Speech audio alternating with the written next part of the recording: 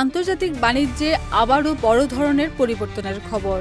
বাধ্যবাধকতামূলক শ্রম বা force labour নিরসনের ব্যর্থতার অভিযোগে বাংলাদেশ সহ বিশ্বের প্রায় ৬০টি দেশের পণ্যের উপর ১০ থেকে ১২.৫% পর্যন্ত নতুন শুল্ক আরোপ করেছে যুক্তরাষ্ট্র এবং তা ২৪ জুলাই থেকেই কার্যকর হওয়া এই সিদ্ধান্তটি ডোনাল্ড ট্রাম্প প্রশাসনের জারি করা পূর্ববর্তী ১৫০ দিনের অস্থায়ী ১০% বৈশ্বিক শুল্কের মেয়াদ শেষ হওয়ার পরপরই বাস্তবায়িত হলো। তবে এর আওতামুক্ত থাকছে তেল, গ্যাস, সার এবং বেশ কিছু নিত্য প্রয়োজনীয় খাদ্যপণ্য। এবং আগামী ২৮ জুলাই পূর্বাঞ্চলীয় সময় রাত ১২টা ১ মিনিটের মধ্যে পৌঁছানো পরিবহনরত পণ্যগুলো এই নতুন শুল্কের আওতামুক্ত থাকবে।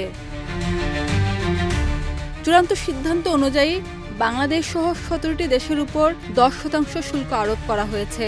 ইউরোপীয় ইউনিয়ন, তাইওয়ান, জাপান, দক্ষিণ কোরিয়া ও সুইজারল্যান্ডের ক্ষেত্রে বিদ্যমান মোস্ট ফেভার্ড নেশন শুল্কের সঙ্গে মিলিয়ে মোট কার্যকর শুল্ক হার ১০ থেকে ১২.৫% হবে।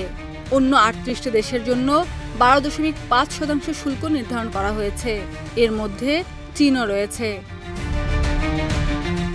খাদিজা নিপা, দেশ রূপান্তর।